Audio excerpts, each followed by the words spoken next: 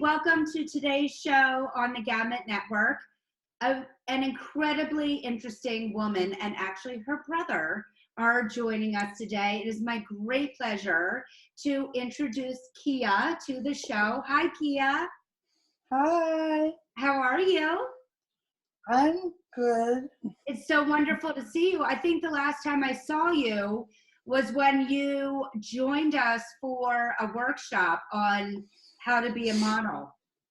Do you remember when you came to that workshop? I remember it was a lot of fun. I met a lot of people. It was so wonderful to have you there. But I don't want to hog you up myself, so can you share with our audience about your story and your journey? Sure. 3 months early. And it basically for that part it was either my life or my sight, social life. I was able to see out of my 2 eyes enough to learn how to ride a bicycle and do everything a little bit sighted.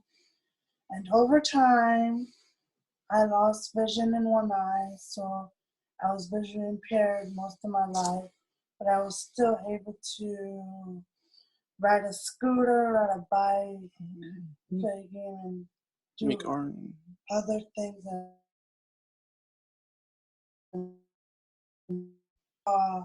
Pictures. And Zach, I hear you in the background there. How are you? Hi, hello. Our amazing brother, Zach. Zach, I'd love to know from your perspective, what was it like to be the sibling? It was normal, actually. When we were young, we used to do everything together as normally as siblings. We used to even play video games together. And, it was pretty a normal experience. I've always been there for her. I've always been like the big brother, even though I'm the little brother. if you could understand that. Role. Yeah, and I've always been there for Kia, and she's been there for me. And I don't think her disability has changed anything really. If she was sighted, she'd still be the same person. So yeah. I love that. What a beautiful thing to say, because that is something that we're really trying to accomplish through this show, is that people with disabilities are just people, right? Yeah. Kia is Kia. And as she started to say more of her sight, she still was the same person. And it seems like from your relationship together, that is something that didn't change over time. And if anything, probably brought you guys even closer. Yeah, we're really close. We do everything together. Seriously. I love it. I'm always there for her. And I love that I know I dragged you into this interview. So thank you so much for accommodating, because I think it's very important for people to see the relationships of the rest of the family. In that it's fairly typical, right? You guys are incredibly lucky that you have each other to support each other. And I'm sure you feel as lucky to have her as she does to have you. Yeah, absolutely. Yeah. So Kia, tell me what it was like as you started losing more of your sight. I know something that I've always wanted to ask, did your other senses become more heightened? Are you, do you have better hearing? Do you have better taste and smell, or is that a myth? It is not a myth. It is scientifically proven that once you lose one sense, your other senses are enhanced. When I started losing vision in my right eye, my hearing did not increase until I lost all my vision. Oh, that's interesting. Because I still had some left, so I used it. Once I lost all my vision, My hearing did increase. My sense of taste increased a little bit. Mm-hmm. My sense of smell increased a lot. Can you share a story with us that maybe exemplified an instance where you're like, oh my God, I can really smell, or I can really taste this food? I mean, she lives with 3 brothers. So, oh boy, there you go. Yeah, right? I'm sorry for that. Yeah, I have 2 sons, so I understand the smells are inhuman. Mm. My mom actually is the one who tells me I have too much of a sense of smell and hearing. The first time my hearing increased was on a mobility lesson in my school. I was surprised that a fire truck came by and it was hurting my ears, and I'm like, what's going on? This never happened before. And then I realized a little further the fire truck drove, I can still hear it loud and clear. As my sense of smell, I can smell food a block away. Is happy to tell you. Yeah.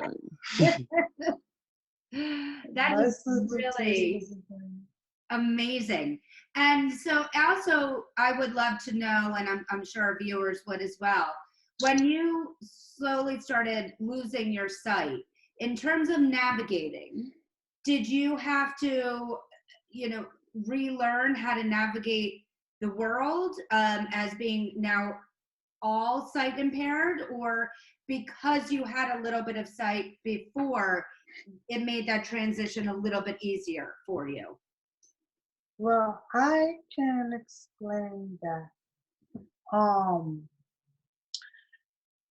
Learning wise, like school education wise, I did not need to learn how to do schoolwork, because even though I was half sighted, the schoolwork I was doing was fine, but mobility wise, I did have to learn how to navigate by hearing and sense of smelling, which was kind of tricky because I was so used to seeing where I'm going that I had to started walking more slower.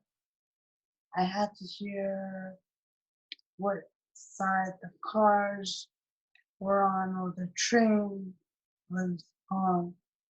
I actually cannot use the train by myself due to the sound being together. It's confusing for me. So if I take the train, I would always have to be with someone. It's sad in a way, but in a way it's not, because at least I'm not alone. And I'm able to stay away from those who try to take advantage of us. It sounds like you're incredibly supported by your family and your brothers. My brothers, my mom, my cousin, my grandmother, a lot. Okay. I love it. Sounds like you are in very good hands. Yes, I am. I'm more in Zachary's hair than I am in anybody else's hair. Amazing. But you have a talent that I want to make sure that we get to, and that's that you are an artist. Can you tell us a little bit about that journey, what type of art you do. And I think there's a really interesting story in there about something that was sold, artwork that you made. Yes. I did artwork from school to now. In school, I worked with clay and paint and drawing. I actually painted, I don't know, I was bored one day in my art class and I painted, I don't know what I painted with different colors, but the teacher loved it so much. He's like, don't touch that. Don't even breathe on it. Move back. Move back. You can't touch that. It is so beautiful. It was so funny. I was partially sighted still, but it made me laugh. I was like, okay. I didn't touch it. And what happened with that piece of art? I don't know what he did with it. Wasn't that one sold? No. Oh, which one was the sold one?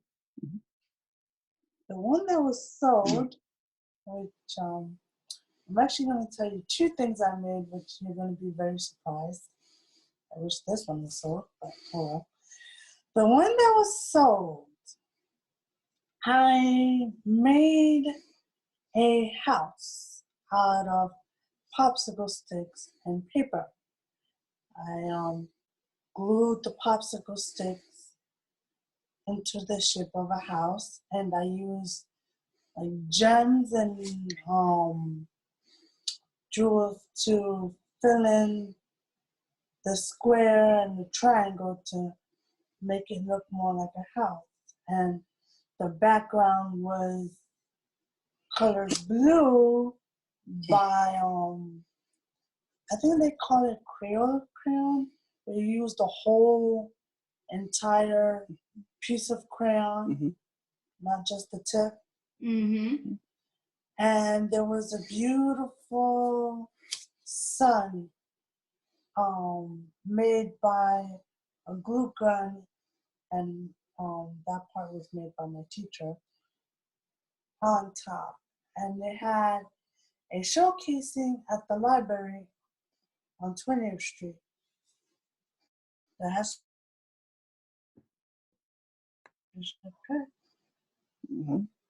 and I was going to take that home and give it to my mom until I was called down to the art room one day when I was in class during my free time.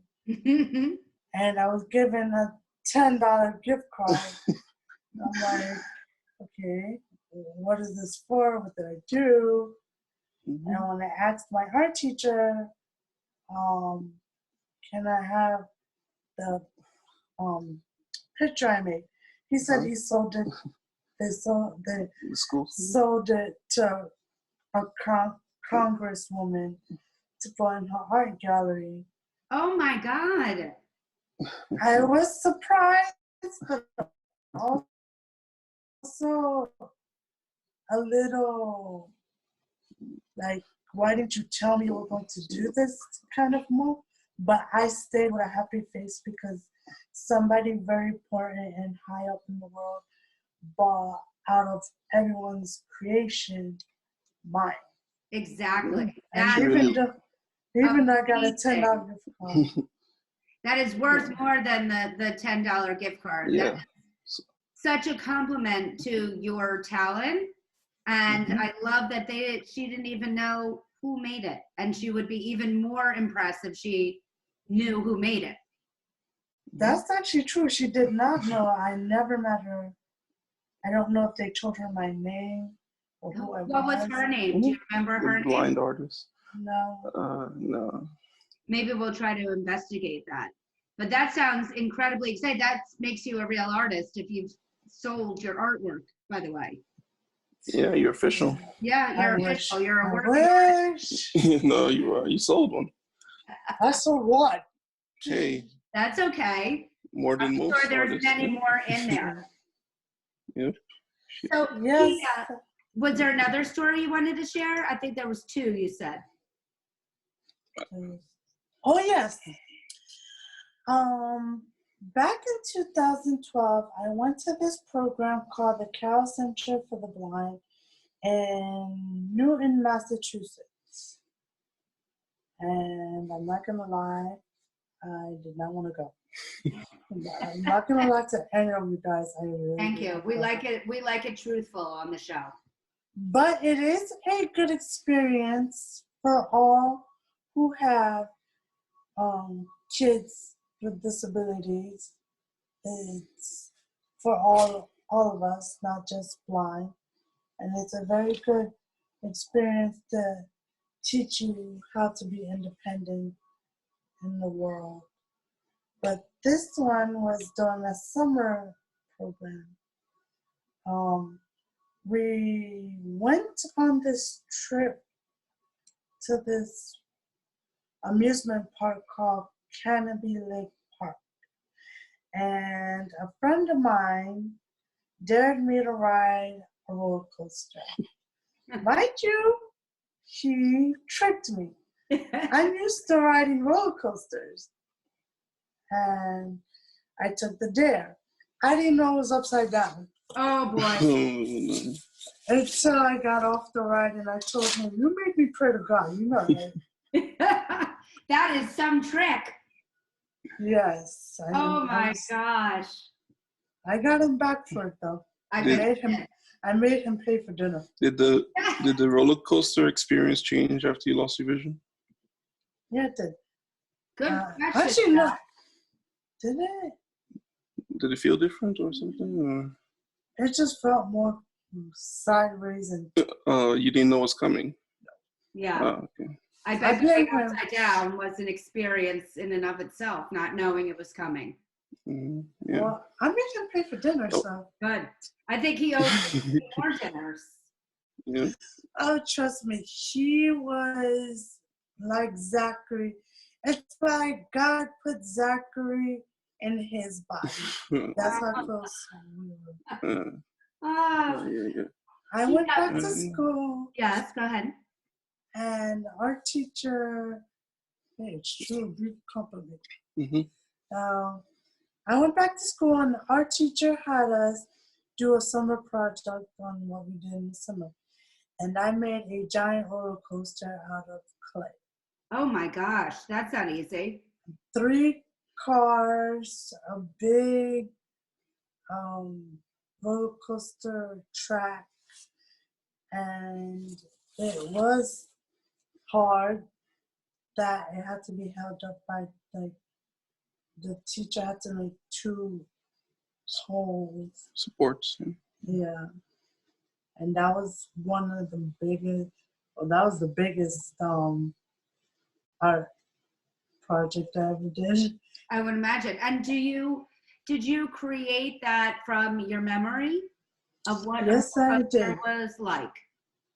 Yes, I did. I actually created it through memory of sighted times on a roller coaster and through that experience. So that was the most fun I had. That was the only thing I can remember. I would love to. Is there somewhere, if people wanted to get in touch with you to ask you more questions about your journey or your artwork, can they find you on social media? Yes, I have an Instagram. You can search me out by typing in Kia Lloyd, KIA space LLOYD, not I. Okay. With the Y. But before we go, I'd like to ask all of our guests one final question. And that is something that is very important to me. And that's kind of living my life by creating vision boards about what I want to accomplish in my life or who I want to meet. If you had a vision board, Kia, who would be on it that you would like to meet someday? And what do you see in your future? What do you want to accomplish in your life? If I had a vision board, Who would I want to meet? I would want to meet a lot of people. Just tell me like the first person that comes into your mind.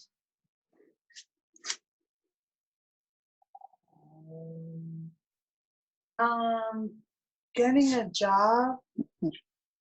Before all this crazy world started happening, I was actually supposed to go to training to train people on how to handle a way of dealing.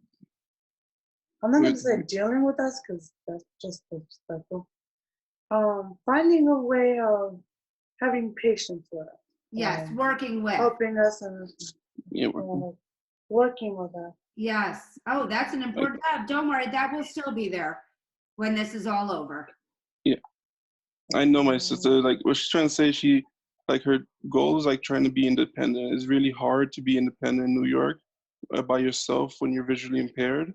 It's really hard to find a stable job that's not like temporary, you know, like a really stable job. So you know, she really wants to be independent, probably live on her own, learn how to, you know, function like that. So that's like one of her like prime goals. Just I love it. And she's going to accomplish it. I have no doubt. I also have seizures, so that adds to my disability in a big way. But I do not let that get in my way, because even my mom can tell you, once I made up my mind about something, it is very hard to get out of it. Yeah. I love it. You keep going with that. Please promise me you'll never stop.